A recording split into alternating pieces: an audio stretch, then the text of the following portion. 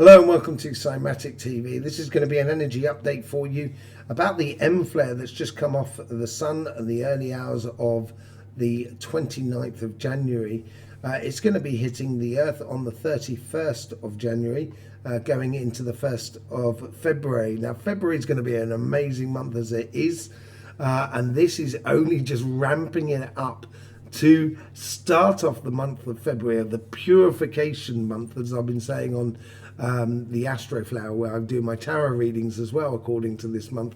And it's all about that. And the funny thing is that the sun seems to be playing into the same sort of hymn sheet and singing to the same tune. So let's, without further ado, let's just go in to see what's happening on the sun. Don't believe, just know. Cymatic TV, turning vibration into reality. So we can see here from the sun this eruption there that's just gone off there. That was that M flare. It took a long time to actually sort of work itself out, and there was a little bit of a feedback afterwards where it went back up into M flare territory some point around about the midday UTC time. But with that eruption there, as you can just well see, which is just above my head around about there, you can see around about, here it comes now, and there it is there. Did you see the lines that were coming across the sun, the surface of the sun? That's those electromagnetic fields that are coming out, and that's really sort of blowing our sort of way, really, more than anything else. Now, this will combine in as well with the coronal hole energy that will be arriving here around about, probably around about the 30th, I would have said. So just beforehand. So there's a double impact that's happening here, and we can see this as well on the earthquakes and the chakras of the earth. I mean, you're probably going to be able to feel it within yourself as well. Here you can see that coronal hole that's down in the southern hemisphere. It looks like a little bit like a dog standing up, as it were. It's jumping up. Which is in the southern hemisphere, just behind a filament energy as well. And there's lots of filaments on the surface of the sun here. So that's one thing we should certainly look out for in the next few days.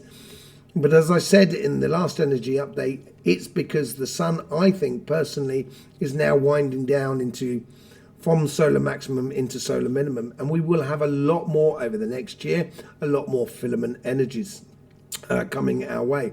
But that coronal hole in the southern part of the sun, which we can see there, let me just bring that up even more so you can see it, because there is actually two. There's one in the southern hemisphere, and there's one in the northern hemisphere, where we can see just here. So right in the bottom south there and the top north, these two sort of coronal holes will be making their effects upon the Earth. Now, we can see that in the earthquakes as well. So let's just have a look at the wave as it comes off the sun. Here you can see behind me here, this is the prediction of that eruption. And if you look straight up in the circle above you, just on the left-hand side there, you can see the orange sphere of Mercury and the green sphere of Venus, which does take a good whack from the sun at the same time.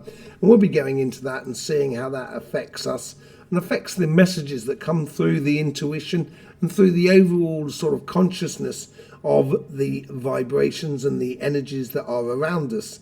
But we can see here with this eruption there, with the Earth slightly off to the right, which is a nice sort of yellow sort of dot. And you can just see it gets a bit of a side swipe there. So it's not getting the full whack, luckily, and it's almost as if the sun knew exactly what it was doing, as it was passing the majority of it in between the Earth and Mercury and Venus. But it's saying here that it will turn up on around Earth from around about the 31st at 0 GM UTC time, which is pretty much 2 days after the eruption, which is quite a quick. So it's moving very, very quickly. And it will last for quite some time, I think. I think it's going to last up till about midday or some point in the early part of the afternoon. And how do we know it's going to be hitting Earth? Well, we look at these things here, which is the, let's go C2 and C3 Here you can see the eruption up on the top right hand side. The sun is actually blocked out by a disk, so we can see the corona a lot easier. And as it does explode, you can see lots of little white particles on the main part of the screen, and that is the stuff that's starting to head our way. So if we looked into this, we can see from a much further distance here as well, but we get a similar sort of situation. There's the eruption, and we get all of those sort of snowflakey stuff that's hitting the satellite, so we know it's definitely coming our way. And it will affect a lot of things because it's going incredibly quickly. It could even affect sort of satellites and so forth. It could create aurora borealis as well around the globe.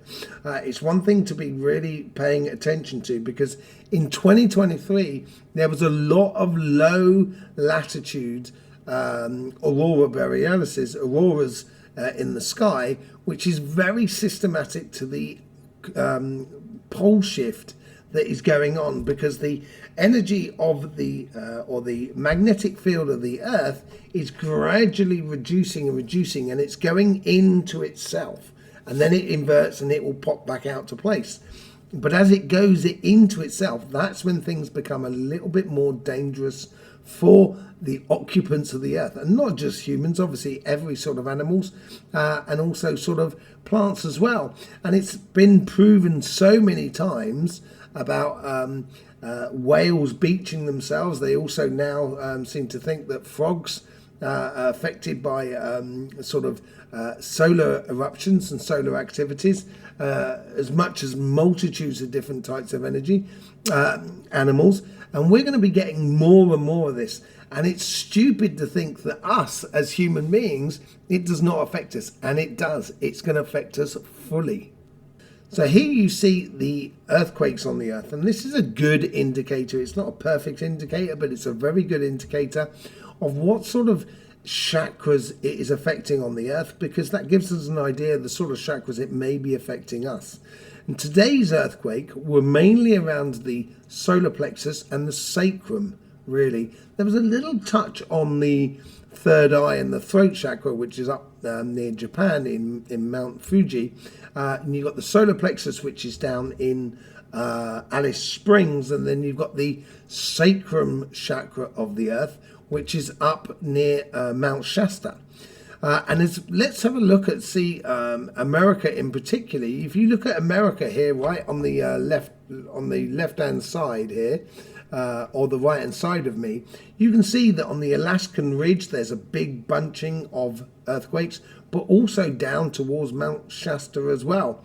And this is, I was talking about this in the last energy update. That's that Alaskan ridge that's holding the energy back, so it doesn't jump across in towards Japan and really ignite that area there. I think that's going to come in the next couple of days as the corona hole goes through. I think that's what's going to break the Alaskan ridge, and it's going to start flowing a lot more, and you'll start seeing a lot more earthquakes around the Filipino plate, which is sort of south of Japan, between Japan and Australia. But also I think you'll get a little bit more on the crown chakra more than anything else. The crown chakra and the root chakra as well. I think that's going to bring it all back into sort of balance and harmony as we go forward. So as you can just see here on, as I bring up the earthquake, the chakra map that I did 20 odd years ago, sorry about this. So you can vaguely see here where the chakras are. You can see where Australia is, Japan, that has the sort of third eye and throat chakra, and then the crown chakra, which is at Mount Kailash, the heart chakra, which is in St. Michael's Mount in the UK, and then you've got the root chakra in the big salt lakes of South America, and then in the northern America in Mount Shasta. You get the sacrum as well. So we can see these sort of earthquakes here. If you can just see up in North America, where it just bridges between the two, and that's what's holding the energy back. And some of us may find this a little bit frustrating, this energy. And here you can see the prediction of the solar flare again, and it's going to be hitting mainly sort of Mercury and Venus. As we see the side swipe on the Earth, but not really hitting Mars. And because Venus and Mercury are going round to the other side of the sun, we're getting a situation here where it's not necessarily, so Mercury is the planet of communication, and Venus is obviously the planet of love and emotions and stuff like that, or certain emotions. And basically, because it's going on the other side of the sun, it's much more universal messaging that's coming through. It's almost like, and also the love, or the connecting with other people, and also healing and stuff like that as well, which is part of it with Venus.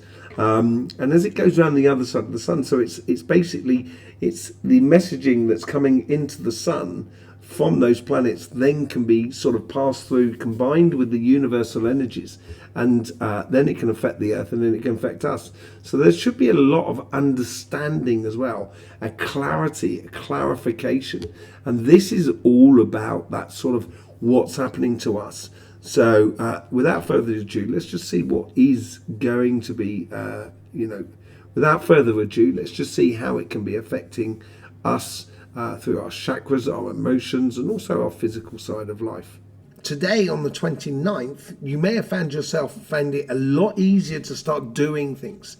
If you're in a very calm place, in a calm space in your life, it will be a lot easier for you to just get on and do at the moment, because we've got that coronal hole energy as well that's pushing through, which helps us to actually physically do things. As I say, it's been hitting mainly sort of like the solar plexus and the third eye and the throat chakra, but also the sacrum. And this is all about a fundamental desire. So it may be getting down to the nitty gritty and looking at things that we fundamentally need or want in order to live the life we want to live. Now, there is two sides to this story. If you're coming at it in a very good place, if you're doing meditation regularly, if you're connected to the energy that is around you, you're going to find it very stimulating. If you find yourself in a place over the last 2 or 3 months where it's been very difficult for you to sort of maintain your mental health, that things are going too quickly inside you, that you seem to be running around from pillar to post and not really doing anything, increasing to that sensation of disappointment or apathy in life, but inside you it's going very, very quickly, you may find that you're a little bit frustrated, because now things are starting to move on. You want to move on quicker than the actual music. So, okay, there is a big change of energy, that is no doubt about it.